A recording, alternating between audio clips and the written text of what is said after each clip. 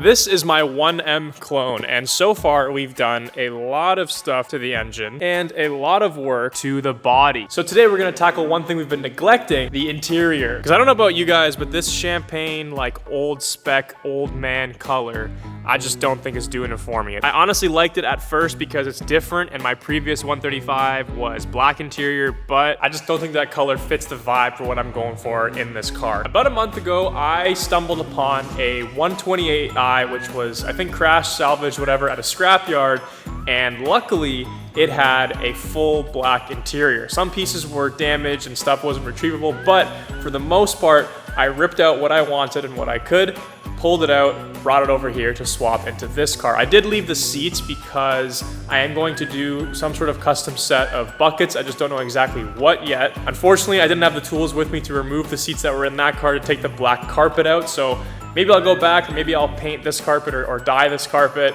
And then for the headliner, it's also this ugly champagne color. That 128 had like a gray headliner, but it didn't have the, I think it's called anthracite. It's the M Sport black headliner. I do want that on this car, but I don't want the sunroof. So my plan eventually is to do a carbon roof swap and, you know, completely remove this. This liner has a cutout for the sunroof. I don't want that. That'll be a project that I do maybe next winter. It's just not my main focus right now. I can still swap out all the other interior stuff and be happy with it in the meantime. We're also going to be replacing my gauge dial things with the 1M OEM style, and I got this in miles because this car is American. We're also going to be replacing this ugly steering wheel with this one from Torqued Carbon. So this interior is getting a full revamp this video. Starting with all the black pieces that I have, let's get to removing the ugly champagne color. The first thing to come out are going to be the rear seats because I'm going to do a delete anyways. I don't really know what to do with this used interior. I don't know if this is even worth trying to sell because who is trying to swap this into their car? If you're wondering why I'm doing a rear seat delete kit,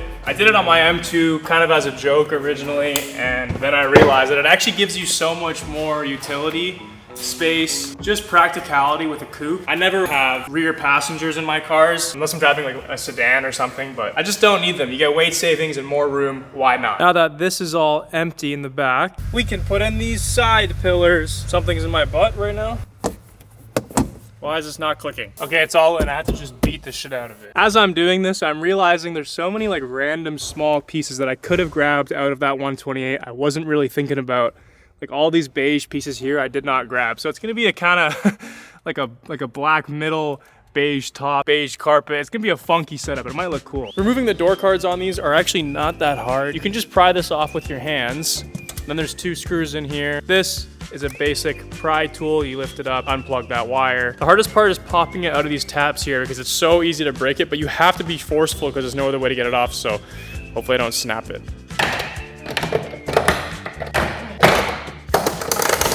Holy. Then you just reconnect your cables and then you just beat the hell out of it again. Whoever owned that 128 that I got this from wrapped these like interior pieces carbon. It kind of looks like crap because it's just like Amazon fake carbon. So it's black underneath, so let's rip this off. Oh my God, yes, this is so much better. This side's fully done. Not so bad, huh? It actually looks so much better. The only thing I'm kind of freaking out about right now, dude, I don't know where the speaker cover went. Somehow it got knocked off. It's gotta be here somewhere. I just gotta search, but let's do a little door check, make sure it opens. Yeah.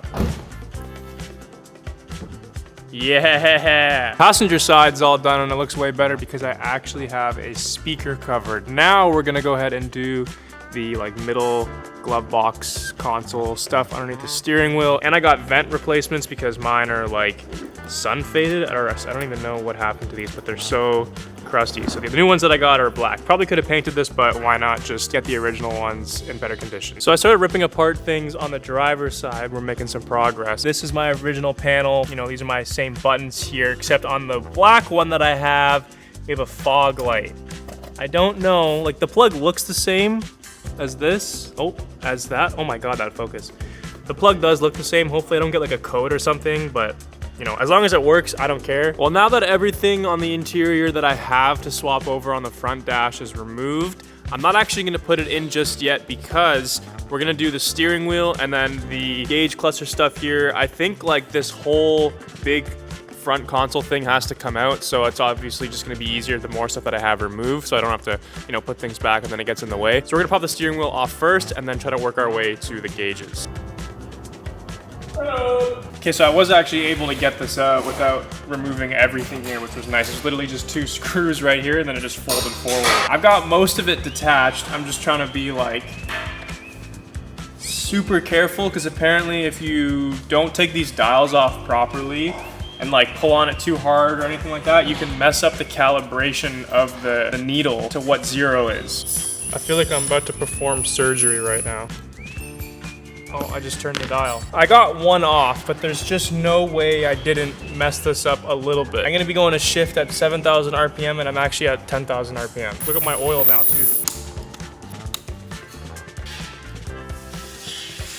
Why does this not even sit flat? What is that?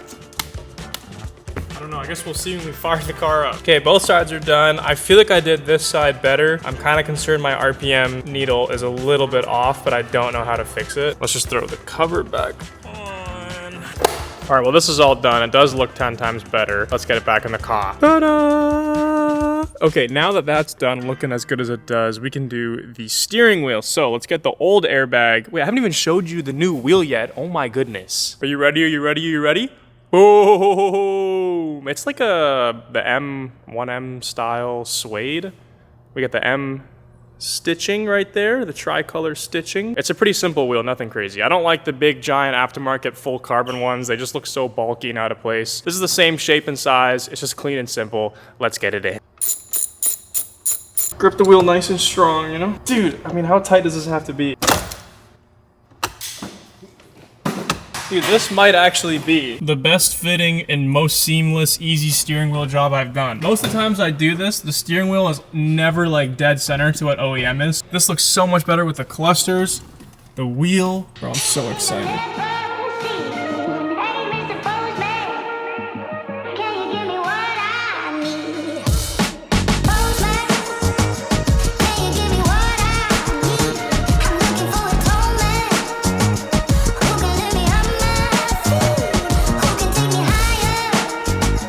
Finally, the interior is complete, sort of, just for now. It's definitely not the biggest difference, except for the driver's side here. Like the steering wheel and the cluster combo is 10 out of 10. It looks so much better. Non-sun faded vents look better. The underside all being black. It definitely flows way more consistently side to side. This middle piece definitely has to get replaced, but I might actually keep this carpet. It kind of gives it a different little two-tone interior. I think it's kind of cool, but this is too much champagne for sure. I thought it might not look that bad, but I really don't like it. And as for the seats, I was thinking about the Recaro pole position, but then I found out that Recaro USA or North America is pretty much shut down and they're out of business. So Sparco has some cool seats, which I'm looking at now. It'll probably just be a cool black set because apparently they've also stopped doing like two-tone or a lot of their color options, which is unfortunate because I was thinking about doing like a black and tan or beige / champagne two-tone stitching thing to match the rest of the interior if I do leave it like that. But either way, I promise I'm not gonna let you down in the seat department. I could have pulled the black seats out of the 128, but they were the same like flat non-sport seats as these ones, so there was just no point. Now the car is about to head off to Fab. As you can see, I've got my old charge pipe and intercooler piping set up there. We are also going to get a full custom exhaust done because I can't just be running with one side like this. Charcoal canister has to get relocated so the exhaust pipe can come out there. And then once I get the car back, we should be good to start. The DME problem did get fixed. I don't know if I mentioned that in this video, but I had a huge issue with the wiring. The DME like lock latch connector wasn't seating properly, so the car would turn, or the ignition would turn on, but I could not connect to the DME and pull the stock file off the car for the base file. I also wouldn't be able to flash anything. It just wasn't connecting at all, but we are good to go now. All I have to do is replace that latch. I also got the 1M fake, I'm fake custom plate on for the first time. It looks pretty cool. I don't want to get my hopes up, but I do want to say within 1 to 2 weeks, we should have this thing running and driving, and oh my goodness. It's been a long time in the making. The tow truck's here right now to tow it to Fab. Oh my God, dude, my heart is racing. I cannot wait for this thing to be done. Thank you guys so much for watching. I'll see you in the next one. There's so many more updates coming. I appreciate anyone who's watching and enjoying this build. This is my pride and joy, my forever car. Take care. I'll see you in the next video. Peace.